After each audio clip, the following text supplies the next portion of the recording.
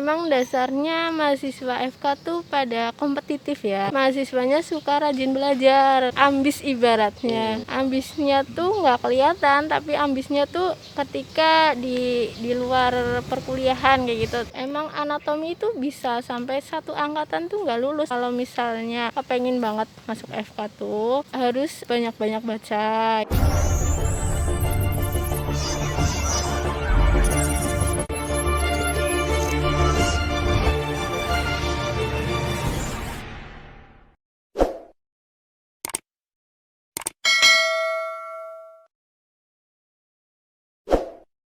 Selama kuliah di sini, yang menjadi tantangan terberatnya apa tuh? Ada nggak itu? Yaitu tantangan terberat tuh waktu jadi maba semester 1 sampai semester 2 itu emang semester 1 2 tuh ada anatominya. Kalau ada anatomi itu harus emang belajarnya itu ekstra, terus harus emang begadang sampai belajar anatomi itu sampai jam 2 malam ngafalin itu nama-nama Latin kayak gitu. Karena emang kalau nggak hafal anatomi sampai koas pun nanti nggak hafal anatomi gitu. Dipakai banget buat anatomi tuh. Kayak buat operasi kayak gitu tuh harus hafal anatomi gitu. Nah gimana kalau misalnya operasi nggak hafal anatomi kan nanti salah potong nervus kan bahaya tuh. Makanya harus hafal itu. Di luar kepala harus gitu. Jadi untuk tantangan terberatnya itu tadi ketika maba ya, semester 1 dan 2 ya. 2 itu emang berat. Bagaimana kita harus bisa beradaptasi lah dari SMA ke kuliah gitu. Oke, mungkin ini bisa buat teman-teman di rumah ya yang pengen mau daftar ke kedokteran. Jadi ya siap-siap saja untuk mempersiapkan diri ya ketika sudah diterima di sini. Nanti bakalan akan menjumpai yang tadi diceritakan sama Mbak ya. Jadi nanti bakalan ngerasain sendiri kayak gitu. Jadi siap-siap saja untuk belajar lebih giat lagi kayak gitu. Oke, untuk itu tadi yang enggak enaknya di sini lah ya, atau tantangan terberatnya. Terus yang hal yang menarik di sini nih, yang paling berkesan di sini selama kuliah ada nggak tuh apa? Yang berkesan itu kalau misalnya lulus sih. Karena emang kalau blok lulus itu nanti kayak dapet jatah libur ibaratnya. Kan misalnya nih blok itu 3 SKS kan 3 minggu. Nah nanti 2 minggunya ini kan full kuliah, praktikum dan lain-lain. Nah 1 minggunya itu paling 3 hari buat ujian.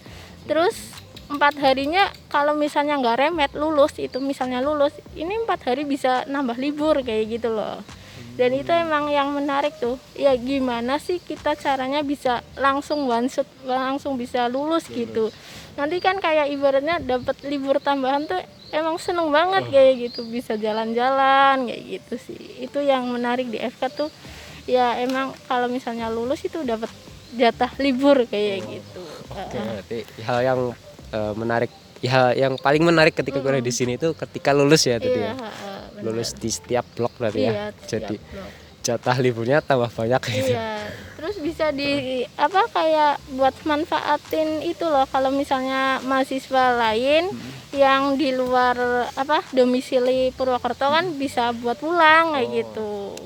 Nah, pulangnya tuh di sela-sela itu gitu. Bisa temanku itu setiap blok itu pulang ada gitu. Setiap misalnya udah lulus itu kan dapat jatah libur tuh, libur tambahan itu digunain buat pulang kayak gitu. Berarti yang terpenting belajarnya giat aja. Jadi ntar pasti kita dapat yang sudah kita usahakan tadi. Iya betul, usaha di awal. Oke. Itu hal yang paling berkesan sama hal yang paling menjadi tantangan selama kuliah di sini ya. Benar. Oke. Terus untuk selanjutnya nih Mbak, untuk prospek kerja di jurusan kedokteran umum ya. Nah itu apa aja tuh, atau hanya satu menjadi dokter aja gitu? Oke, sebenarnya banyak sih prospek kerjanya. Itu ada misalnya nih jadi dosen bisa. Jadi gini, kuliah di FK tuh emang panjang ya. Dari kuliah S1-nya tuh 4 tahun. 4 tahun. Terus profesinya 2 tahun. Profesi 2 tahun. Terus jadi ISIP internship 1 tahun. Itu 7 tahun itu baru jadi dokter umum. 7 tahun. Iya, 7 tahun baru Lumayan jadi dokter lama. umum. Itu paling cepat. Oh, paling cepat. Iya, Oh, 7 iya. tahun. Terus kalau misalnya nambah spesialis itu tambah 4 tahun lagi, tergantung spesialisnya apa. Gitu. 7 Kan tambah 4. iya, kadang beda-beda, pengen spesialis anak, spesialis penyakit dalam, spesialis mata itu berbeda sekolahnya. Kayak misalnya anak itu 4 tahun, terus obgyn itu 4 tahun. Ya beda-beda antara itu. Jadi emang prospek kerjanya ya ada yang jadi dokter umum, jadi dokter spesialis, jadi dosen bisa. Kalau jadi dosen itu harus S2. Berarti harus nyelesain S1-nya 4 tahun, terus profesinya 2 tahun. Terus kalau S2 kan 2 tahun kan, berarti tambah S2 2 tahun, jadi 8 tahun kalau pengen jadi dosen. Terus ada juga pengen kayak jadi peneliti, itu nanti sekolahnya S2 sih, S2 biomedis kayak gitu. Terus ada pengen jadi kayak dokter tentara, itu ada nanti ada sekolahnya, tapi ya emang harus melewati sekolah profesi dulu. Jadi S1 4 tahun, terus profesi 2 tahun, terus nanti langsung sekolah tentara kayak gitu. Tapi kalau misalnya lulusan dokter itu biasanya kalau sekolah militer tentara kayak gitu biasanya dipercepetin gitu. Jadi lebih enak masuknya gitu daripada mahasiswa lain pengen masuk yang jalur tentara itu. Jadi kayak dimudahin lah itu untuk mahasiswa kedokteran kayak gitu. Itu sih ada yang jadi dokmil gitu sih. Oke. Itu untuk prospek kerja di jurusan kedokteran umum Unsud ini tidak hanya jadi dokter ya? Iya, tidak juga hanya klinisi, praktek kayak gitu enggak. Ya. Berarti ada mungkin profesi-profesi lain yang bisa bisa dipilih gitu iya, ya, bisa diambil dipilih, gitu. benar. Itu prospek kerjanya. Iya, prospek kerjanya. Terus selama kuliah di sini, Mbak Ya ada nggak nih untuk harapan buat kampus FK ini sendiri biar lebih baik lagi, ada nggak tuh?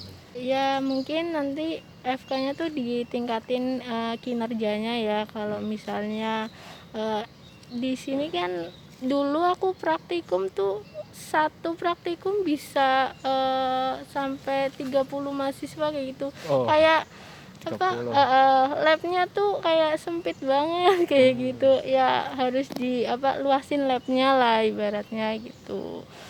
Terus ya dibangun lagi kayak mikroskopnya kayak gitu kan, mikroskopnya tuh masih mikroskop yang tua gitu. Terus preparatnya juga masih preparat yang kakak tingkat kayak gitu, belum ada preparat yang baru, belum ada pembaruan ya. Nantinya kalau misalnya pembaruan kan lebih enak buat belajarnya, buat dibacanya kan preparatnya gitu. Jadi preparatnya kayak masih ada yang rusak kayak gitu sih. Itu sih harapannya bisa dikembangkan lagi buat pembaruannya itu. Oke, semoga harapannya ini bisa didengar sama pihak ini ya, pihak kampus ya. Biar lebih baik lagi. Intinya itu ya biar menjadi kampus yang lebih baik lagi itu sih ya. Oke.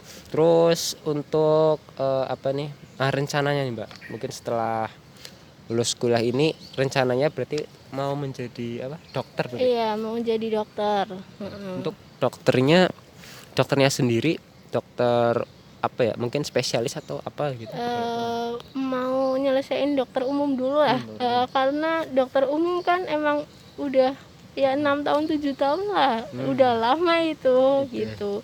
Terus kalau nanti mempunyai kesempatan untuk jadi spesialis ya nanti dipikirkan lagi gitu. Oke, jadi untuk rencana terdekatnya ini ya pengen jadi dokter umum dulu ya? Iya, dokter umum dulu gitu. Oke.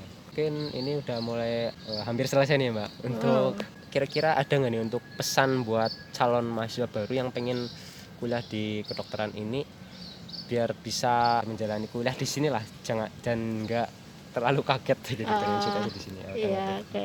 Yang pertama tuh mantepkan niat dulu.